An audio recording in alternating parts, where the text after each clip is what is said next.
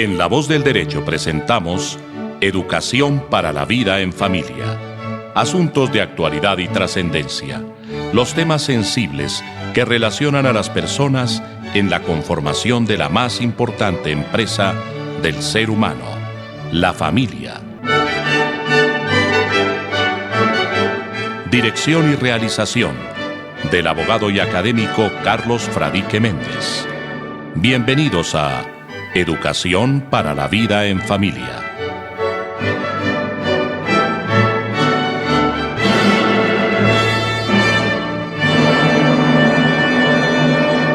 Educación para la vida en familia. Muy buenos días, buenas tardes, buenas noches a la audiencia de la emisora La Voz del Derecho. Salud y bienestar en familia es el deseo de La Voz del Derecho y de su amigo Carlos Fradique Méndez. Es loable la tarea de los profesores de la Universidad Nacional que rescatan la propuesta de Código Civil del profesor Arturo Valencia Sea. Para ellos, mi reconocimiento y mis felicitaciones.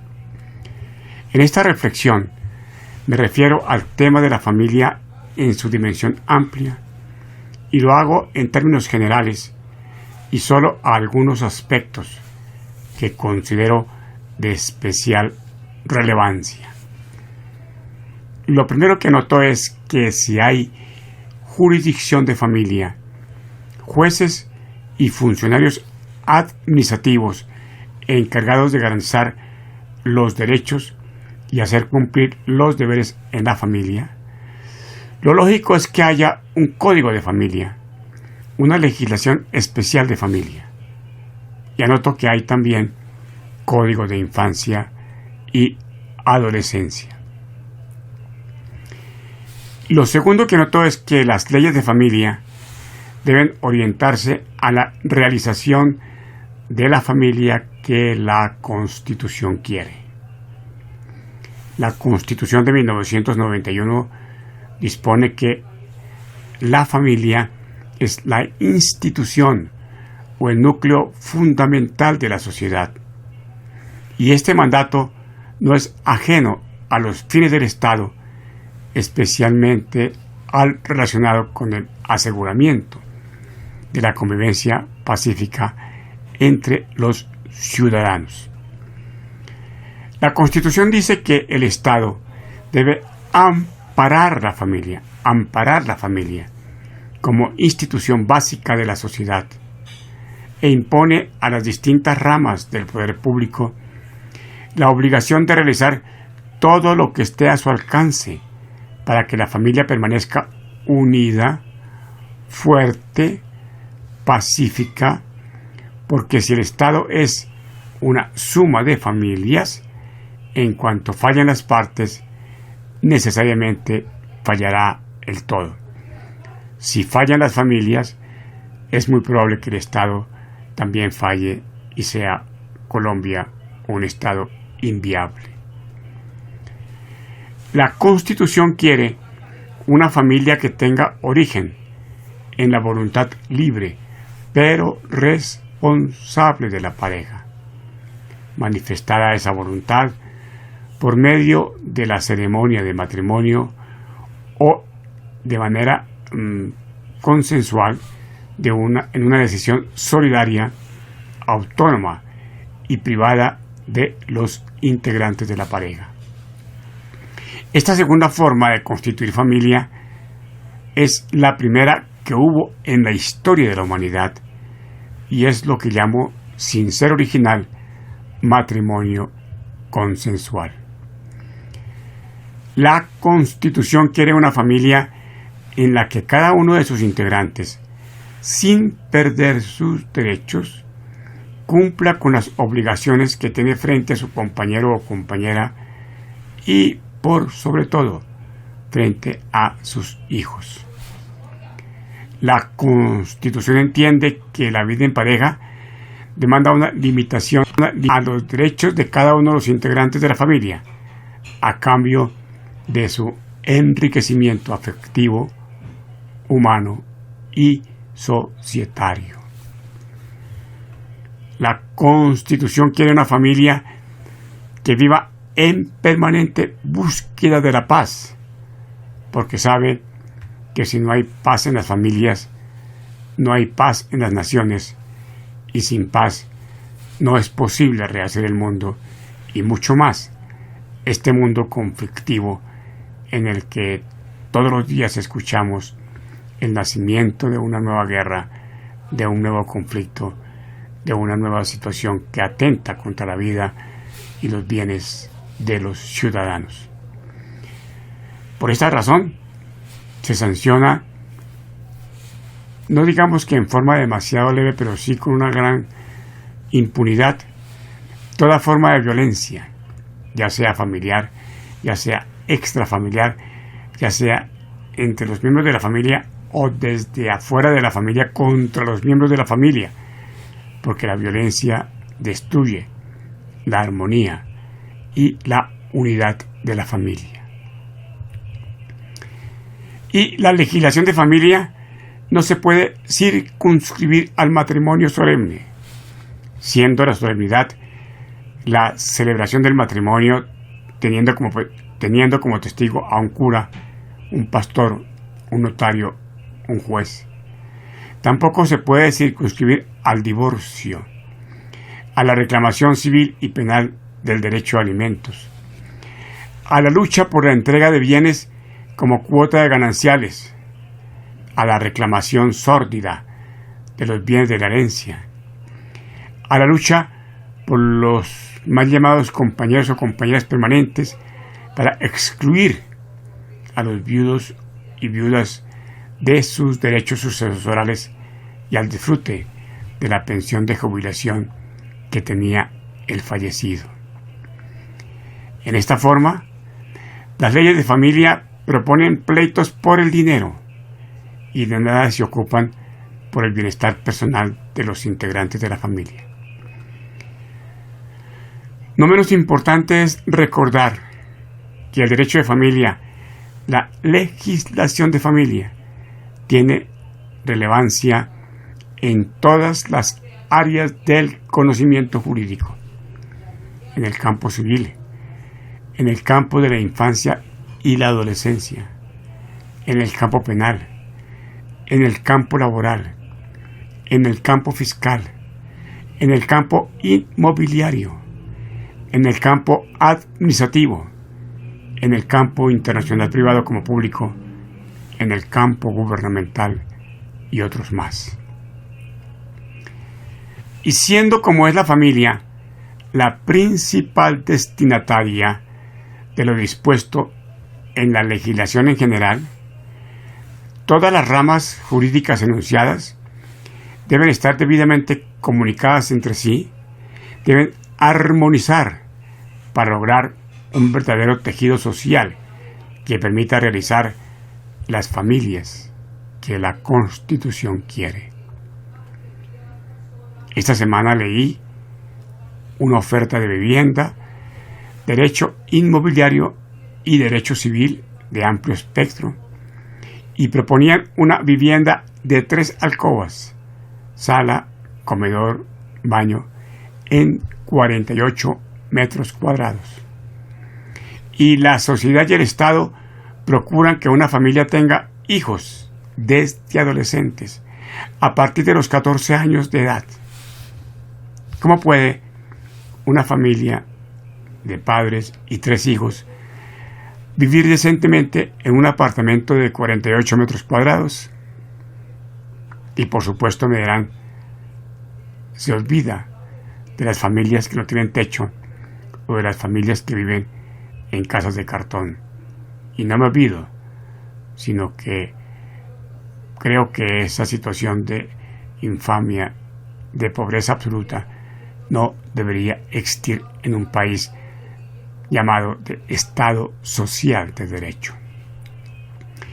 En el campo laboral escuché algunas voces que dicen que en Colombia el salario mínimo es muy alto y proponen congelarlo y hasta reducirlo.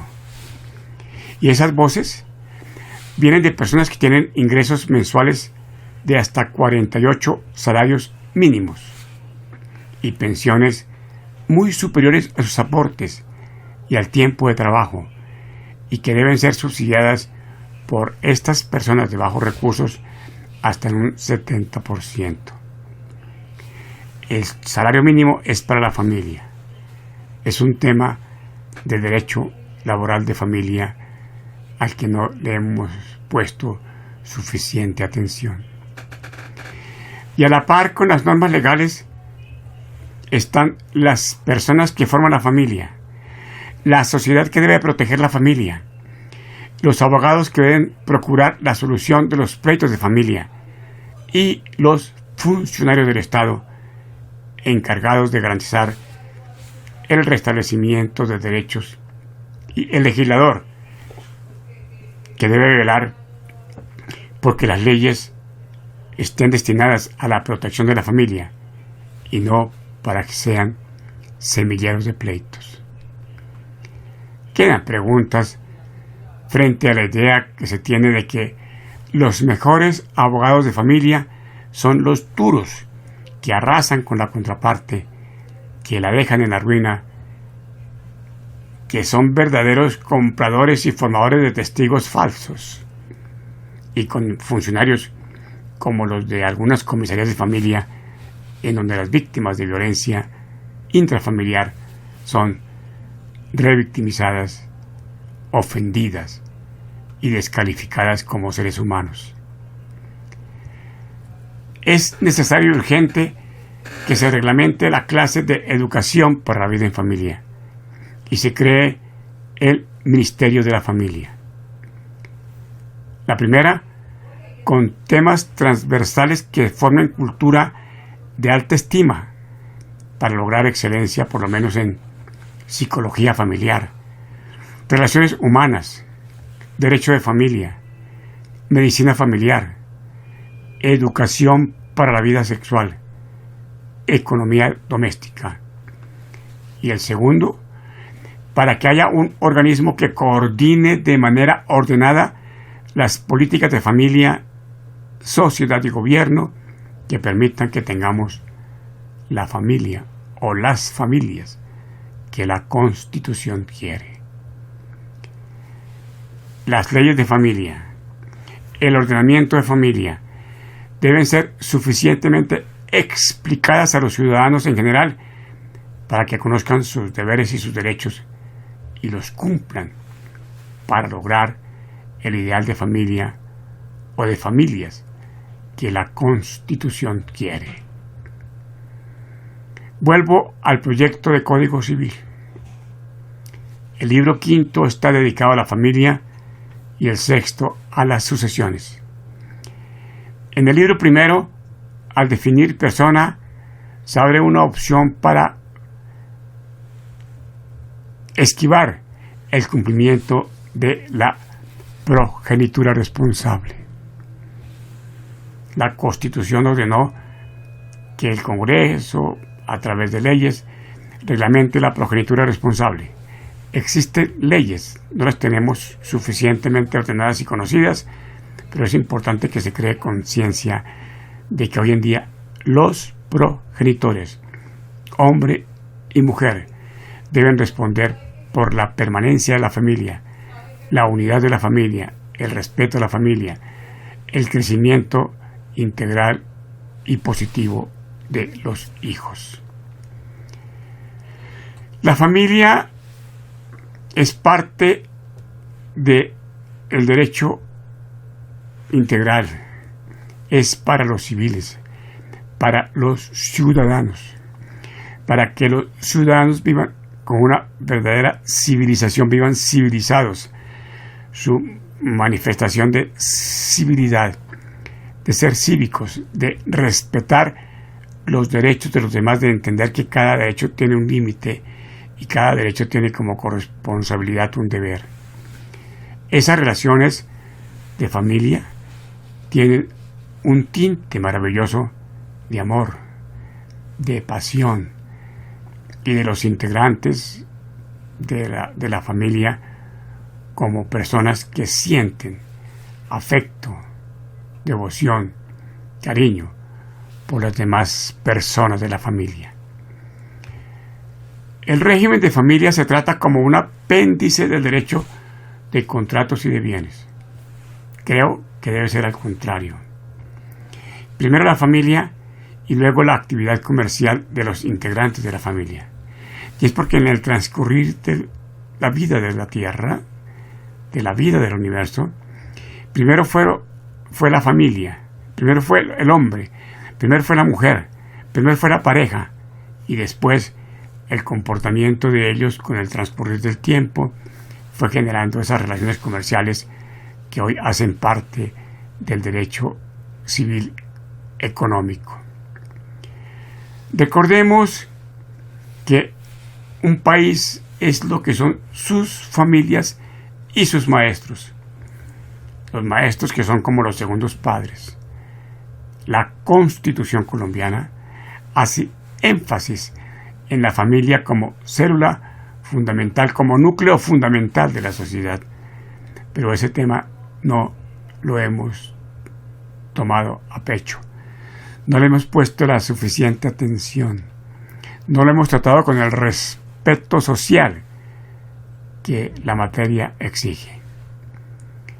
El código de familia que propongo, o el libro de familia con forma de código civil que permanezca, con forma de código de familia que permanezca en el Código Civil, debe armonizar con los tratados internacionales, la Constitución y las sentencias leyes que ha dictado la Corte Constitucional y que de alguna manera también ha dictado las otras altas cortes.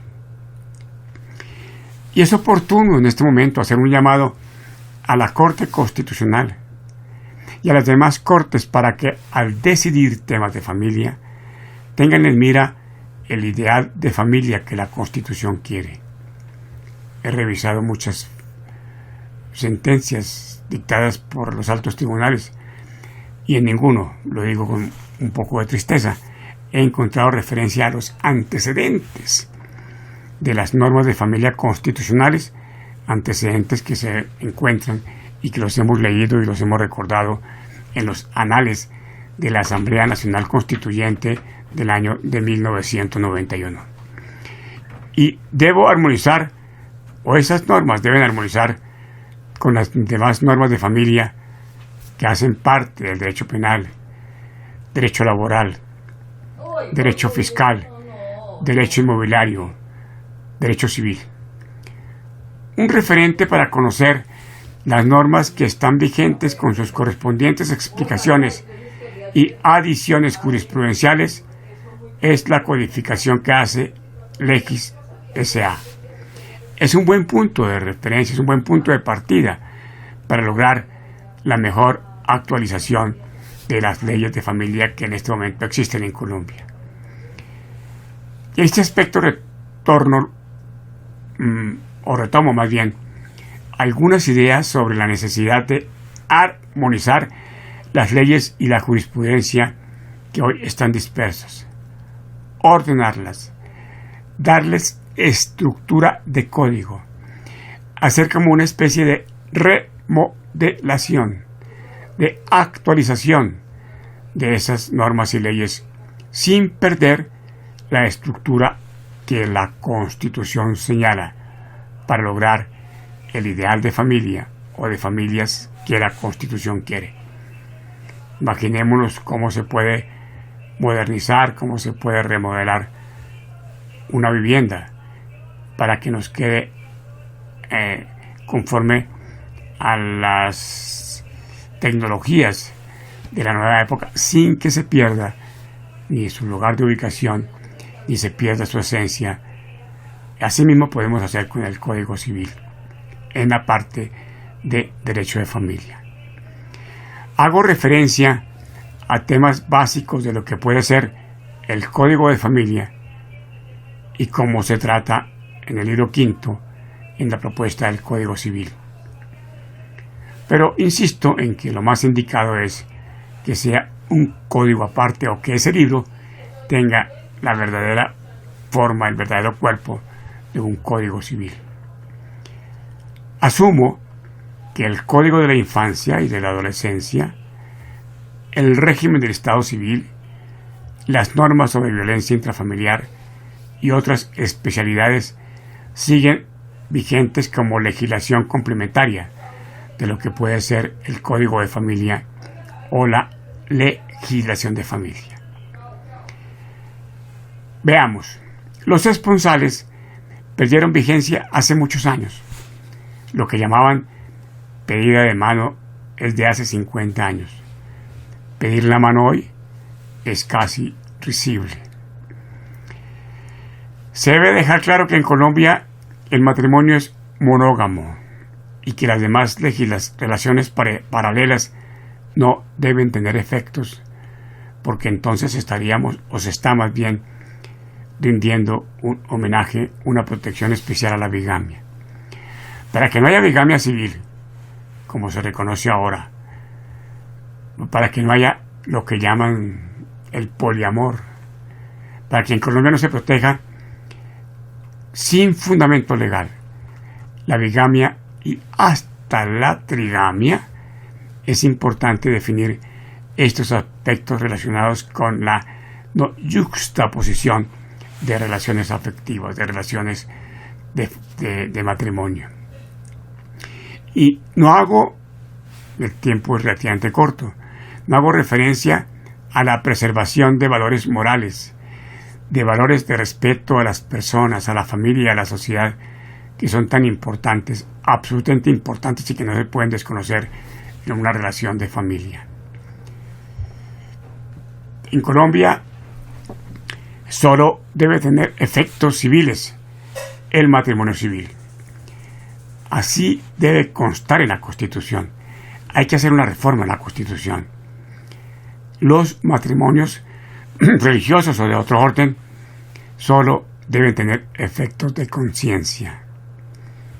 El matrimonio debe ser solemne y consensual, o tal vez solemne o consensual.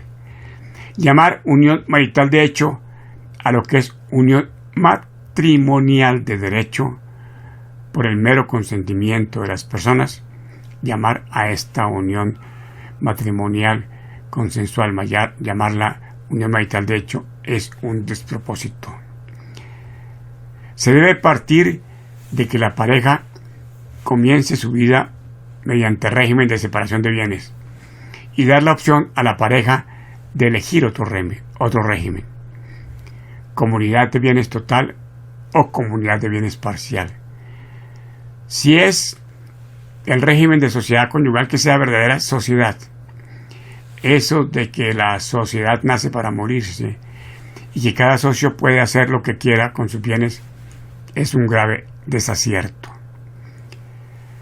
Pero debe haber bienes de verdad familiares, como la vivienda del hogar, hasta 2 carros familiares, la casa de campo o de vacaciones y el fondo de pensiones familiar, porque no hemos tenido conciencia de la necesidad de garantizar nuestra vivencia, nuestra permanencia digna después de los 55, 60 o más años de edad.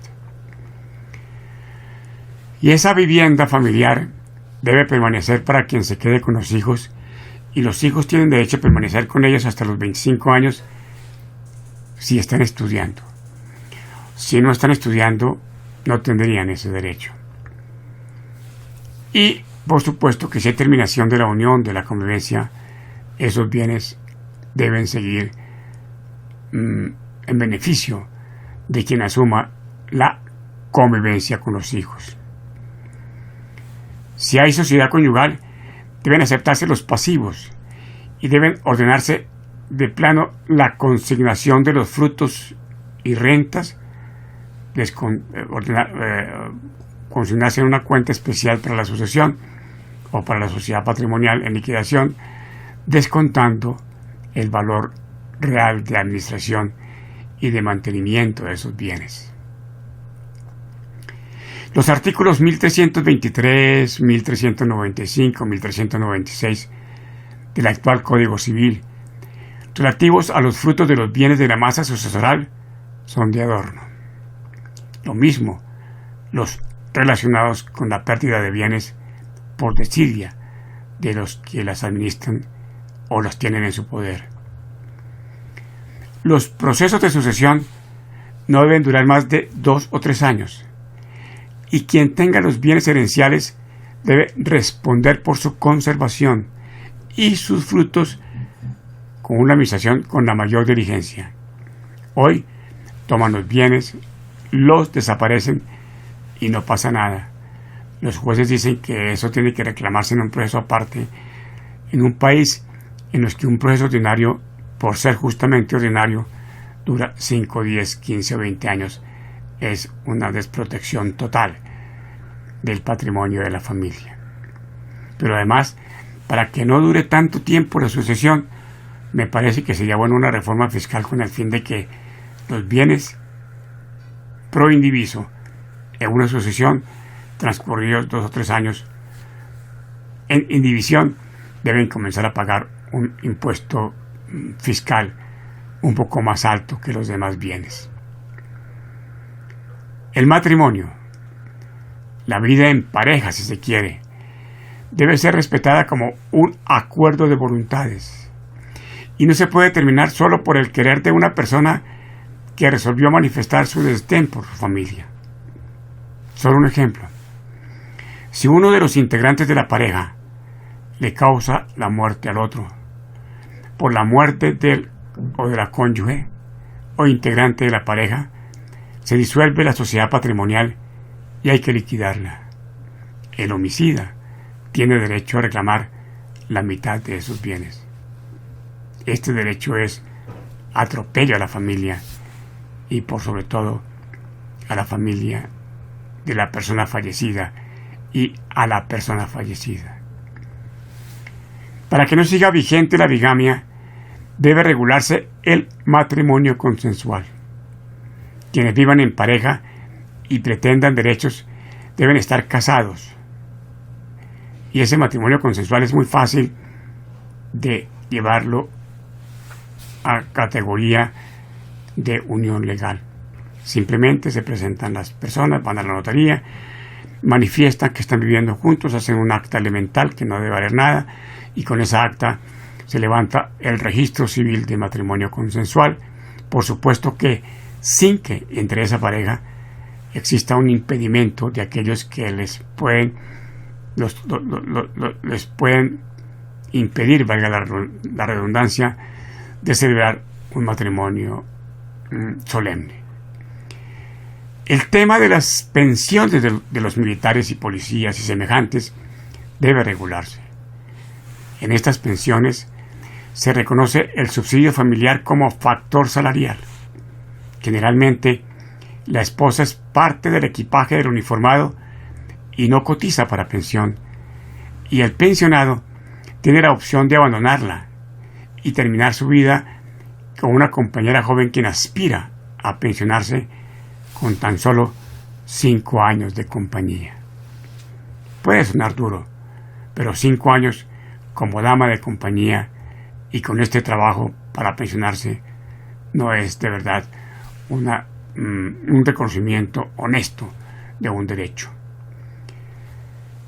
Las cuotas de alimentos, los pleitos de alimentos son absolutamente injustos y son un pleito por dinero. Las cuotas de alimentos deben tener un límite en el tiempo. No pueden ser abiertas. Aquello de que paga el 50% de la pensión o de los colegios se presta para muchos atropellos. La madre especialmente lo hace, matricula al niño o a la niña en el colegio más costoso y le pasa la factura al padre para que pague el 50%, y muchas veces él no tiene suficiente capacidad económica para hacerlo, y de esa manera se genera un pleito ejecutivo o un pleito ante un juez penal. No hay derecho a que se fijen esas cuotas de tal manera que en vez de solucionar el problema de la familia se generen pleitos y conflictos entre la gente de la familia. Y las causas de exoneración de los alimentos deben tener efectos desde cuando ocurra el hecho, la causa de la exoneración. Un hijo ofende al padre, le pega, lo insulta, y si esa causa la va a alegar ante un juez para que se exonere, el pleito puede durar 2, 3 más años, y mientras tanto el padre o la madre están pagando cuotas de alimentos que no debería pagar por el mal comportamiento, por las injurias que recibe de su hijo. La pérdida del derecho a alimentos debe ser clara, debe ser precisa.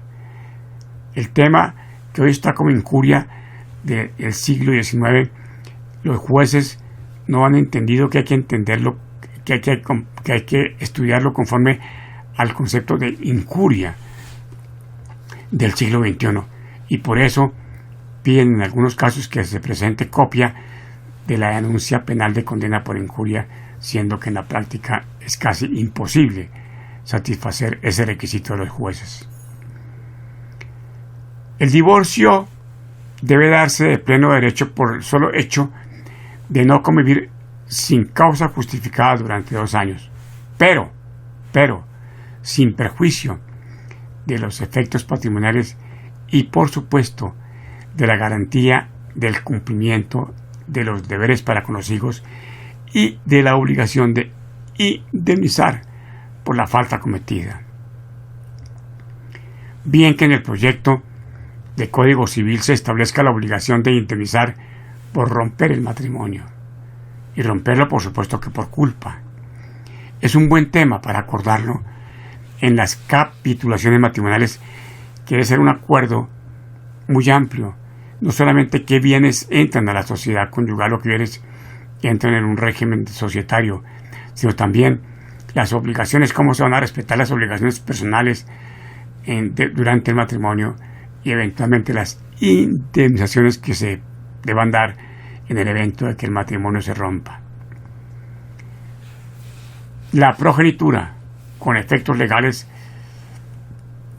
debe ser solo biológica o por adopción, no por terceros.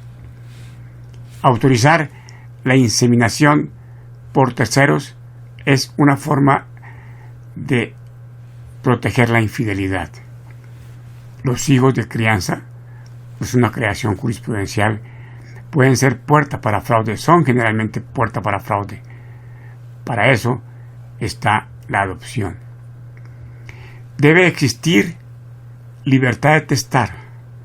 El derecho patrimonial absoluto a la herencia no existe. El derecho a que esos bienes me corresponden a mí por herencia no existe. Los hijos deben olvidarse de hacer esa reclamación. Quiero mi herencia en vida.